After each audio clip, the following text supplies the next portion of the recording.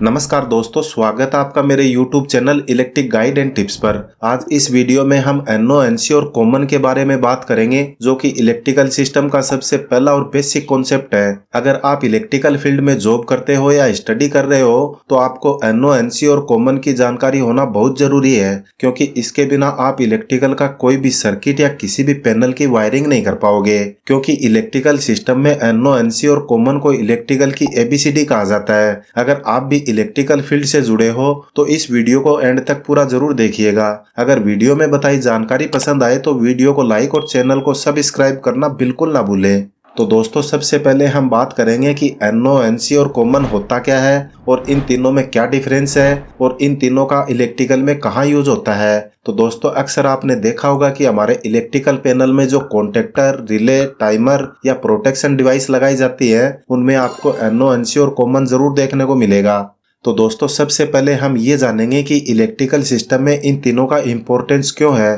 तो देखिए, जब भी हम किसी लैंग्वेज को सीखते हैं तो सबसे पहले हमें उसकी अल्फाबेट को सीखना जरूरी होता है, तभी जाके हम किसी भी लैंग्वेज को अच्छे से सीख पाएंगे। जैसे कि अगर हमें इंग्लिश लैंग्वेज सीखनी है तो सबसे पहले हमको A to Z तक ABCD सीखनी पड़ेगी, यानी कि सबसे पहले हमको उसकी अल्फाबेट को सीखना पड़ता है, तभी जाके हम इंग्लिश लैंग्वेज में सेंटेंस लिख पाएंगे। इसी तरीके से अगर हमें इलेक्ट्रिकल की थ्योरी या इलेक्ट्रिकल में काम करना है, यानी कि पैनल डिजाइन करना है या पैनल में काम करना है, तो उसके लिए हमें NO, NC और कॉमन की कंप्लीट जानकारी होना जरूरी है। इसको आप यूं मान के चलिए कि ये एक तरह से इलेक्ट्रिकल की अल्फाबेट्स हैं और इसी बेसिक कॉन्सेप्ट से हमारी इलेक्ट्रिसिटी की स्टार्टिंग होती है। तो दोस्तों, ये तो आप समझ गए होंगे कि NO, NC और कॉमन क्या है। अब हम ये देख लेते हैं कि NO, NC और कॉमन को पढ़ने और समझने के लिए हम किस लैंग्वेज में दर्शाते हैं। तो दोस्तों, NO, NC और कॉमन को हम सिंबल के रूप में दर्शाते हैं। तो यहाँ पर आप देख सकते हो, ये जो सिंबल है वो NO टर्मिनल को दर्शाता है।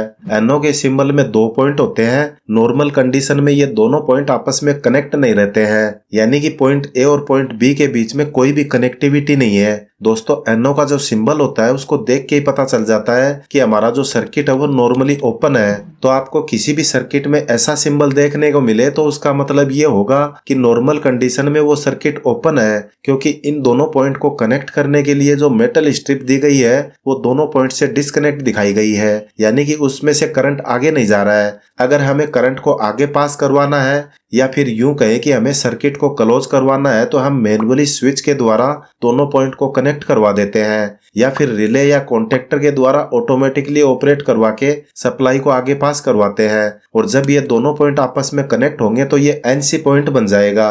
दोस्तों, वहीं हम NC की बात करें तो इसको हम नॉर्मली क्लोज बोलते हैं। अगर हम इसका सिंबल देखें तो इसमें भी 2 पॉइंट होते हैं जो नॉर्मल कंडीशन में आपस में कनेक्टेड रहते हैं। यहाँ पर आप जो सिंबल देख रहे हो ये अक्सर आपको सर्किट डायग्राम या पैनल में देखने को मिल जाएगा।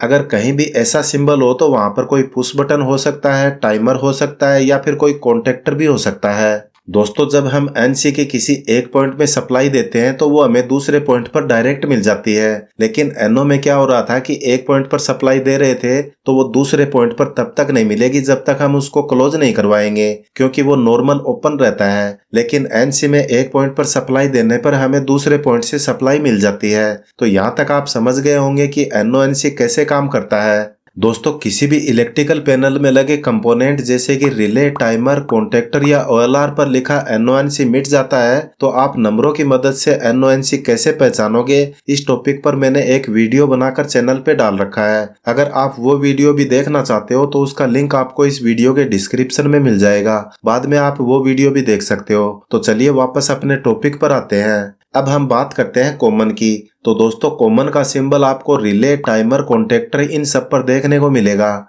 लेकिन कॉमन होता क्या है, तो इसको आप यूं समझिए कि कॉमन हम उस चीज को बोलते हैं जो सब चीजों से मैच करता हो। तो यहाँ पर हमारा जो कॉमन है इसमें 3 पॉइंट होते हैं। अभी तक हमने NO, NC में देखा था कि इनमें सिर्फ 2 ही पॉइंट थे, लेकिन कॉमन में आपको 3 पॉइंट देखने को मिलेंगे, यानी कि कॉमन में हमारे पास 3 टर्मिनल होते हैं और इनमें से एक पॉइंट हमेशा कॉमन कहलाता है। वो कैसे, तो देखिए यहाँ पर जो 3 पॉइंट पॉइंट इनमें से जो कॉमन है वो हमेशा किसी न किसी एक पॉइंट के साथ NC जरूर रहेगा। दोस्तों, जब आप किसी कॉन्टेक्टर या रिले को देखोगे तो उस पे आपको कॉमन का एक सिंबल देखने को मिलेगा, जिसमें से कॉमन एक टाइम में किसी न किसी एक पॉइंट के साथ कनेक्ट रहता है, उसे हम NC पॉइंट कहते हैं। और जो दूसरा पॉइंट होगा वो NO होगा। और जब ये रिले या कॉन्टेक्टर ऑपरेट होगा तो ये NO के साथ NC बन जाएगा और NC पॉइंट है वो ओपन हो जाएगा। लेकिन जो कॉमन पॉइंट है वो हमेशा कॉमन ही रहेगा, जिसके द्वारा हम सप्लाई को दोनों पॉइंट पर अपनी रिक्वायरमेंट के हिसाब से सेलेक्ट करते हैं। मतलब ये जो दो पॉइंट है इनको हम अपनी मर्जी के हिसाब से NO-NC में बदल सकते हैं, लेकिन कॉमन पॉइंट हमेशा कॉमन ही रहता है। तो दोस्तों, यहाँ तक आप समझ गए होंगे कि NO-NC और कॉमन क्या होता है। अब हम बात करेंगे कि NO-NC का यूज कहाँ पर होता है। तो दोस्तों, NO-NC का यूज अक्सर कॉन्टेक्टर में इंटरलॉकिंग के लिए और कॉन्टेक्टर को होल्डिंग करने के लिए किया जाता है। इसके अलावा भी ऑटोमेशन इंडस्ट्री में इलेक्ट्रिकल पैनल में लगे NO-NC का यूज बहुत सारे कामों के लिए किया जाता है।